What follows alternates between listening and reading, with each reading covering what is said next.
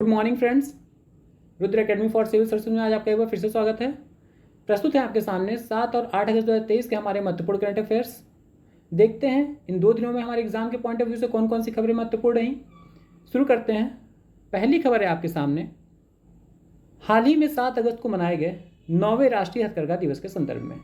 तो आपको पता होना चाहिए प्रतिवर्ष 7 अगस्त को राष्ट्रीय हथकरघा दिवस के रूप में मनाया जाता है, ठीक है ना। और इस साल भी मनाया गया पूरे देश भर में, और इसी अवसर पर नई दिल्ली के प्रगति मैदान में राष्ट्रीय हथकरघा दिवस समारोह का भी आयोजन किया गया, ठीक, जिसमें कि हमारे प्रधानमंत्री नरेंद्र मोदी जी द्वारा एक पोर्टल लॉन्च किया गया है जिसका नाम है भारतीय वस्त्र एवं शिल्प कोष और कपड़ा और शिल्प भंडार पोर्टल, ठीक है ना। जिसको किसने डेवलप किया है? इसको डेवलप किया है राष्ट्रीय फैशन प्रौद्योगिकी संस्थान ने, ठीक है, अर्थात नेशनल फैशन टेक्नोलॉजी इंस्टीट्यूट द्वारा इसको डेवलप किया गया इस पोर्टल को, ठीक है। तो आप ध्यान रखिएगा, पोर्टल का क्या नाम है? भारतीय वस्त्र एवं शिल्प कोष और कपड़ा एवं शिल्प भंडार पोर्टल, ठीक। लॉन्च किसने किया? प्रधानमंत्री नरेंद्र मोदी जी ने लॉन्च किया है। और किस अवसर पर लॉन्च किया गया? तो 9वें राष्ट्रीय हथकरघा दिवस के अवसर पर 7 अगस्त को ये पोर्टल लॉन्च किया गया है, ठीक है। पहली बार हथकरघा दिवस आपको पता होना चाहिए कब मनाया गया, ये भी एग्जाम में पूछा जा सकता है। तो हथकरघा दिवस का पहली बार जो आयोजन है वो आपका किया गया 7 अगस्त 2015 को, ठीक है ना। 7 अगस्त 2015 को पहली बार हथकरघा दिवस भारत में मनाए जाने का निर्णय लिया गया कि प्रतिवर्ष को मनाया जाएगा, उसके बाद से प्रतिवर्ष मनाया भी जा रहा है, ठीक है। और यही तारीख क्यों चुनी गई, 7 अगस्त का ही दिन क्यों चुना गया? तो आप सबको पता होना चाहिए कि हमारे इतिहास के पर्सपेक्टिव से ये तारीख बहुत महत्वपूर्ण है, क्योंकि इसी दिन भारत में वर्ष 1905 में बंगाल विभाजन के विरोध स्वरूप कलकत्ता में स्वदेशी आंदोलन की नींव रखी गई थी, शुरुआत की गई थी, ठीक है ना, 7 अगस्त 1905 को, ठीक। तो ये जो दिन है 7 अगस्त 1905, इसी स्वदेशी आंदोलन को शुरू किए जाने के याद में आपका प्रतिवर्ष हथकरघा दिवस के रूप में मनाए जाने का निर्णय लिया गया, ठीक। क्योंकि इस आंदोलन में स्वदेशी उद्योगों और विशेष रूप से जो हथकरघा बुनकर थे उनको प्रोत्साहित किया गया ज़्यादा से ज़्यादा, ठीक है।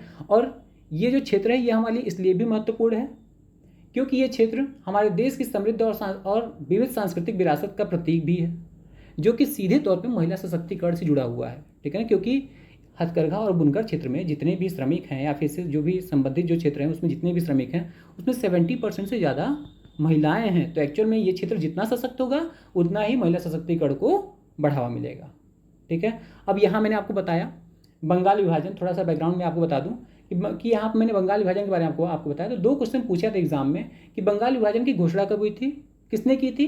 तो आपको पता होना चाहिए उस समय कौन था भारत में गवर्नर जनरल, तो उस समय लॉर्ड कर्जन था, ठीक है ना। कर्जन के समय में बंगाल विभाजन हुआ, ठीक। घोषणा कब की थी बंगाल विभाजन की? तो उसने 20 जुलाई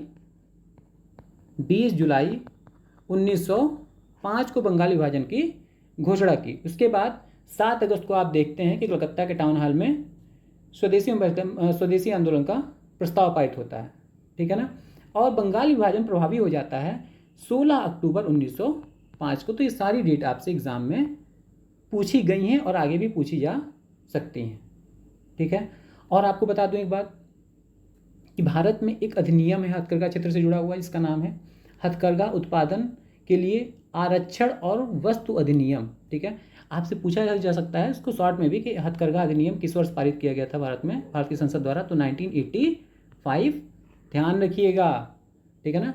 और इंडिया में कुल 9 हथकरघा से जुड़े हुए संस्थान हैं, जिसमें कि आपके जो Indian institute of handloom technology हैं वो कुल 6 हैं, मतलब सेंट्रल लेवल के 6 संस्थान हैं, और कुछ राज्यों के भी संस्थान हैं जो कि अपने अपने वो 4 संस्थान हैं। तो कुल भारत में हथकरघा क्षेत्र से जुड़े हुए 10 संस्थान हैं, ध्यान रखिएगा, ठीक है ना, जिसमें से 6 केंद्रीय संस्थान है। और उसमें भी आपसे यूपी स्पेशल जब पूछा जाता है तो एक बार पूछा भी गया है, ठीक है, कि उत्तर प्रदेश में Indian institute of handloom technology कहाँ है? तो ये वाराणसी में है, ध्यान रखिएगा, कहाँ पे है? वाराणसी में है। क्लियर है? आगे बढ़ते हैं। अगली खबर है आपके सामने, लगभग 1.5 साल से चल रहे रूस यूक्रेन युद्ध के संदर्भ में, ठीक है ना। तो यहाँ पे यूक्रेन संकट का समाधान करने के लिए सऊदी अरब का एक शहर है खूबसूरत सा जेद्दा, जो कि लाल सागर के तट पर स्थित है, ठीक है। तो इसी जेद्दा शहर में यूक्रेन शांति वार्ता संपन्न की गई, जिसमें कि लगभग 40 देशों के जो एनएसएस थे वो शामिल हुए थे और किस तरीके से इस समस्या का समाधान किया जाए इस पर इन्होंने चर्चा और विचार विमर्श किया है। ठीक है ना। तो भारत की तरफ से भी इसमें प्रतिनिधित्व किसने किया, ध्यान रखिएगा, हमारे एनएसए कौन है, अजीत डोभाल जी। ठीक है ना। आगे बढ़ते हैं, अगली खबर है आपके सामने, यहीं पे देखिए, अमृत भारत स्टेशन योजना के संदर्भ में। ठीक है, इससे क्वेश्चन हाल ही में यूपीपीएससी में पूछा भी गया और आगे भी पूछा जा सकता है। ठीक, तो अभी हाल ही में अमृत भारत स्टेशन योजना के अंतर्गत हमारे प्रधानमंत्री नरेंद्र मोदी जी ने वीडियो कॉन्फ्रेंसिंग के जरिए इस योजना के पहले चरण में देश के कुल 508 रेलवे स्टेशनों के पुनर्विकास कार्य का शुभारंभ किया है, जिसमें इन 508 स्टेशनों में से 55 स्टेशन जो हैं वो हमारे उत्तर प्रदेश के हैं सर्वाधिक। ठीक है ना, 55 स्टेशन कहाँ के हैं, हमारे उत्तर प्रदेश के स्टेशन हैं। और ये जितने इस योजना के तहत जितने भी स्टेशन हैं जिनको कुल बजट आवंटित हुआ है, कुल कितने स्टेशन इसके अंतर्गत शामिल हैं जिनका विकास किया जाएगा, तो कुल 1309 स्टेशन, ये भी बात ध्यान रखिएगा। ठीक है ना। इन स्टेशनों को जो यहाँ पे भवन जो इन भवनों का पुनर्विकास किया जाएगा वो वहीं की स्थानीय संस्कृति और विरासत और वास्तुकला से वो भवन प्रेरित होंगे, उनका डिजाइन प्रेरित होगा। ठीक, तो इस तरीके से रेलवे स्टेशनों के कायाकल्प के लिए अमृत भारत स्टेशन योजना का शुभारंभ किया गया है केंद्र सरकार द्वारा। ठीक है ना। और सर्वाधिक बजट किसको आवंटित हुआ है, किस स्टेशन को, तो ध्यान रखिएगा, ये आपसे एग्जाम में जरूर पूछा जाएगा। ठीक है ना। प्रयागराज जंक्शन को सर्वाधिक बजट आवंटित हुआ है 960 करोड़ रुपए का। ठीक है ना। और इस तरीके से इस स्टेशन को विश्व स्तरीय सुविधाओं से लैस बनाया जाएगा। क्लियर है। अगली खबर है आपके सामने, दिल्ली सेवा बिल। जब कभी भी कोई बिल बहुत महत्वपूर्ण होता है तो आपसे जनरली एग्जाम में क्वेश्चन पूछ लिया जाता है, हमारे वनडे एग्जाम्स में, यूपीपीएससी वगैरह में, कि ये बिल संसद के किसी भी सदन द्वारा या तो लोकसभा द्वारा कब पारित हुआ या राज्यसभा द्वारा कब पारित हुआ, या इस पर क्या कहते हैं ये एक्ट ये लागू कब से हुआ, इफेक्ट में कब से आया, या इस पर हमारे जो राष्ट्रपति जी हैं वो कब इस पर सिग्नेचर की। तो ऐसे आपसे प्रश्न पूछे जाते हैं। ठीक है, तो ध्यान रखिएगा, ये बिल बहुत चर्चा में था, पहले अध्यादेश के रूप में आया, फिर उसके बाद से संसद के दोनों सदनों से भी पारित हो चुका है और अभी हमारे राष्ट्रपति के समक्ष रखा जाएगा, उस पर सिग्नेचर करेंगे और वो ये बिल अधिनियम बन जाएगा। क्योंकि आपको पता ही होना चाहिए कि संसद के तीनों मिलकर के संसद के भाग बनते हैं, लोकसभा, राज्यसभा और राष्ट्रपति। तो कोई भी विधेयक है जब तक इन तीनों से मतलब इन दोनों सदनों से पास हो, उसके बाद हमारी जो राष्ट्रपति हैं वो उस पर सहमति दें, तभी ये अधिनियम बनेगा। ठीक, तो ये दिल्ली सेवा बिल जो है, ये दिल्ली में, संघ शासित प्रदेश दिल्ली में जो अधिकारी हैं उन अधिकारियों के ट्रांसफ़र और पोस्टिंग में बदलाव लाने के लिए इस बिल को लाया गया है। ठीक है ना। और अब इस तरीके से जो ये पावर दिल्ली के मुख्यमंत्री के पास थी, अब ये पावर किसके पास आ जाएगी, अब ये पावर एक बॉडी बनाई जाएगी इसी अधिनियम के अंतर्गत। ठीक है ना, जिसका नाम होगा दिल्ली राष्ट्रीय राजधानी सिविल प्राधिकरण अधिनियम, सिविल प्राधिकरण। ठीक है ना, इसी अधिनियम के तहत बनाया जाएगा क्या चीज़, राष्ट्रीय राजधानी सिविल प्राधिकरण। ठीक है, और वो जो प्राधिकरण होगा उसमें 3 मेंबर्स होंगे, एक दिल्ली के सीएम होंगे, ठीक है, जो कि उसके प्रदेश अध्यक्ष होंगे, दूसरे दिल्ली के मुख्य सचिव होंगे और तीसरे उसमें गृह सचिव होंगे। ठीक है ना। और ये अपना रिकमेंडेशन देंगे किसको, दिल्ली के एलजी को, और एलजी क्या करेंगे,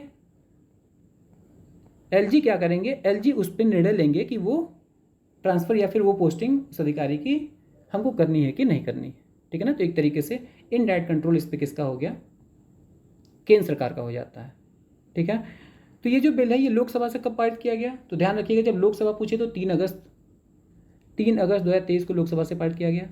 राज्यसभा से कब पारित किया गया, तो 7 अगस्त 2023 से, बहुत महत्वपूर्ण है राज्यसभा से, क्योंकि राज्यसभा में ही इस बिल के पास होने की संभावना कम देखी जाती थी, लेकिन ये पास हो गया और सरकार के पक्ष में इसमें 131 ये आंकड़ा भी ध्यान रखिएगा। ठीक है ना, इस बिल के समर्थन कुल कितने वोट पड़े, 131 वोट पड़े। ठीक है, आगे बढ़ते हैं। अगली खबर है आपके सामने देवधर ट्रॉफी के संदर्भ में। देवधर ट्रॉफी भारतीय घरेलू क्रिकेट की एक ट्रॉफी है। ठीक है, लिस्ट ए क्रिकेट की एक ट्रॉफी है, प्रतियोगिता है। ठीक, हाल ही में इसके 48वें संस्करण का 48th एडिशन का आयोजन किया गया 24 जुलाई से 3 अगस्त के बीच में।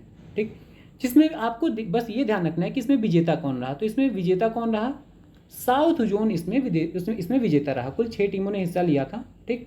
और 9वीं बार साउथ जोन ने ये ट्रॉफी जीती है, ठीक। कहाँ पे ये मैच खेले गए, तो सारे के सारे मैच देवधर ट्रॉफी के कहाँ खेले गए, पुद्दुचेरी या फिर पांडिचेरी में खेले गए, ठीक है ना।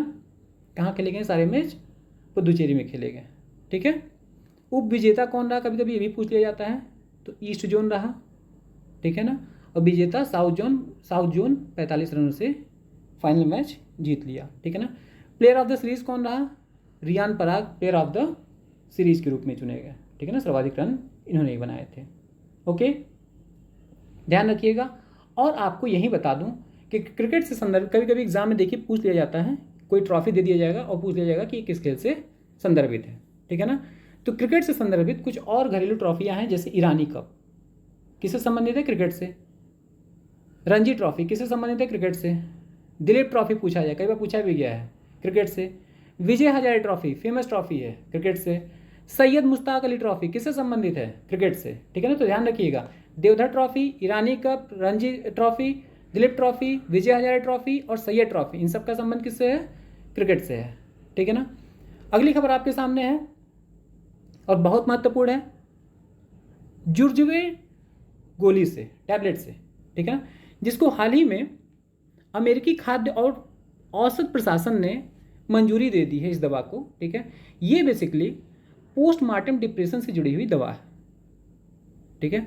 पोस्टमार्टम डिप्रेशन होता क्या है, प्रसव के बाद से एक स्त्री के अंदर ढेर सारे रासायनिक, सामाजिक और मनोवैज्ञानिक परिवर्तन होते हैं, ठीक। उन्हीं परिवर्तनों का जो मिला जुला रूप होता है वो एक तरीके से डिप्रेशन का रूप ले लेता है, ठीक है ना। तो उसी डिप्रेशन से राहत दिलाने के लिए ये विश्व की पहली गोली है, ठीक है ना, जो कि इस तरीके के डिप्रेशन से राहत दिलाने के लिए बनी है और इसको अब अप्रूवल भी दे दिया गया है, ठीक है ना। और ये जो बीमारी है आप ये इसी से अंदाज़ा लगा सकते हैं कितनी खतरनाक है, ठीक है, ये स्थिति कि पूरे विश्व भर में लगभग 30% महिलाएं इस तरीके के अवसाद से जूझती हैं, ठीक है ना, ग्रसित रहती हैं। और विश्व स्वास्थ्य संगठन का एक आंकड़ा है कि इसमें भारत में मां बनने वाली करीब 22% महिलाएं पोस्टमार्टम डिप्रेशन से पीड़ित रहती हैं, ठीक है ना। तो एक तरीके से जो गोली है यह आपकी आशा और उम्मीद की एक बेहतर किरण लेकर के आई है, ठीक है।